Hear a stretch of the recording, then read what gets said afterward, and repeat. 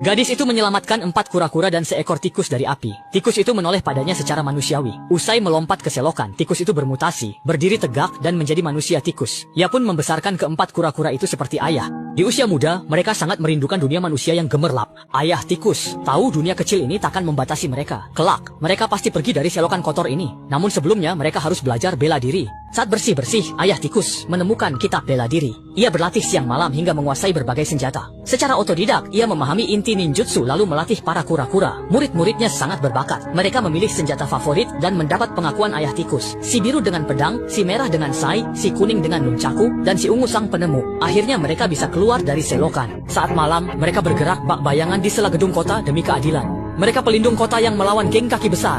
Geng kaki besar membenci mereka. Demi menyingkirkan kura-kura, mereka menjebak di stasiun bawah tanah, menyandera orang, dan menunggu kura-kura datang. Xiaomei, jurnalis magang, mencoba diam-diam memotret, namun ketahuan si rambut merah. Tiba-tiba lampu padam, mereka meremehkan kekuatan kura-kura. Dalam gelap, 4 sosok lincah bergerak saat baku tembak. Para penjahat tumbang seketika, lalu mereka pergi lewat ventilasi. Warga yang selamat berpencaran, hanya jurnalis Xiaomei yang mengikuti jejak mereka ke atap dan melihat penyelamatnya adalah 4 ekor kura-kura. Berita ini heboh.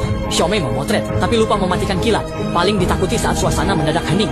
Sadar ada yang salah, ia mau kabur, tapi rantai besi melilit dan menariknya ke atas. Lalu ia dipaksa menghapus foto itu. Untuk menenangkannya, kura-kura kuning melepas masker sebagai tanda persahabatan. Tak disangka, wajah tampan itu justru membuatnya pingsan ketakutan. Begitu sadar, keempat pemuda itu menguras ponselnya, mengancamnya tutup mulut soal urusan mereka, lalu kabur ke kegelapan malam. Karena telat 10 menit, ia menyelinap ke kamar, tapi lampu tiba-tiba menyala. Mereka ketahuan ayah tikus. Usai dimarahi, mereka pun dihukum fisik. Namun keempat kura-kura itu bungkam soal rahasia mereka. Melihat itu, ayah tikus mengeluarkan jurus terakhirnya, pizza raja dengan 99 jenis keju.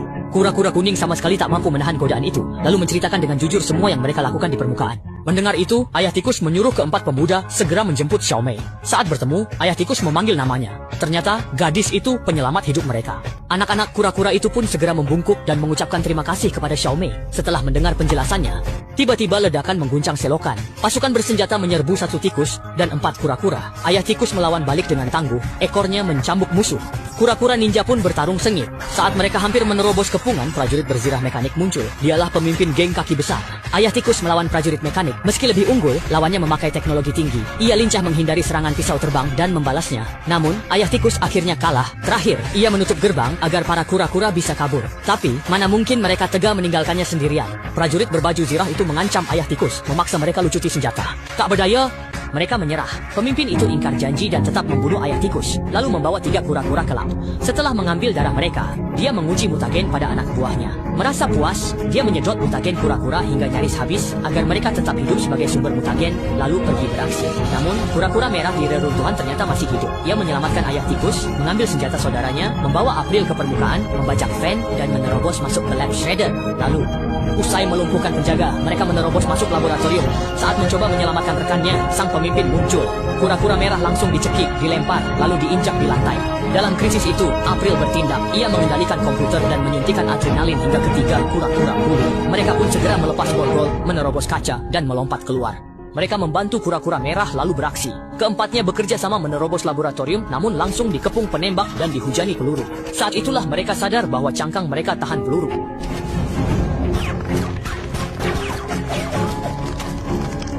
Berkat kerja sama tim, musuh tumbang sekejap. Mereka membajak truk lalu kabur dari kastil. Namun, geng kaki terus mengejar. Tak jauh dari sana, musuh membidikkan roket ke arah mereka. Tiba-tiba, truk itu mulai bergetar hebat dan Leo terlempar keluar akibat tertabrak barang-barang di dalamnya.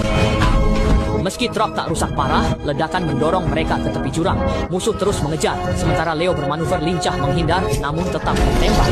Untung si ketiga datang membantu. Musuh coba menabraknya, tapi mereka remehkan kecerdikan si ketiga. Berbekal tongkat di batu, mobil terangkat karena inersia. 1 mobil tersingkir, sisa 2 lagi. Si keempat mengeluarkan skuter, meluncur ke udara lalu melompat ke mobil, meninju atap dan memegang setir. Rafael pun tampil bergaya.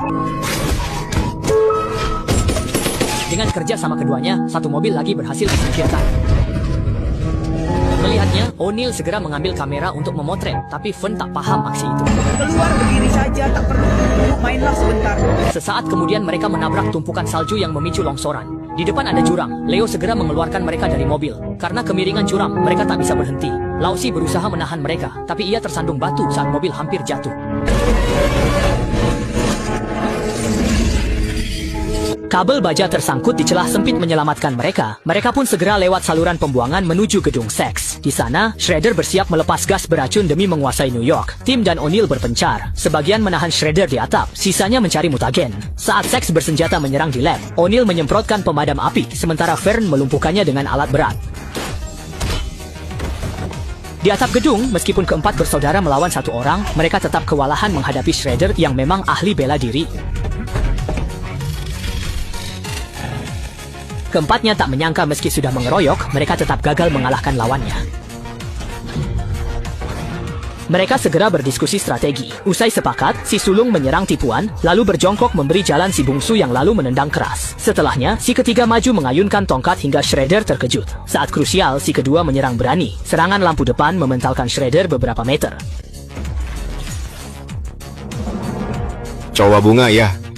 Si ketiga dengan cepat mematikan alat yang sedang melepaskan gas beracun. Meskipun alat itu berhasil dimatikan olehnya, Shredder tidak langsung tumbang. Ia melemparkan bilah tajam dari tangannya, menyebabkan menara besi roboh. Mereka menahan menara itu dan menolak untuk pergi. Saat Shredder hendak membunuh mereka, April O'Neil datang bersama para mutan, menarik seluruh perhatian Shredder. Ia melompat maju, berusaha merebutnya.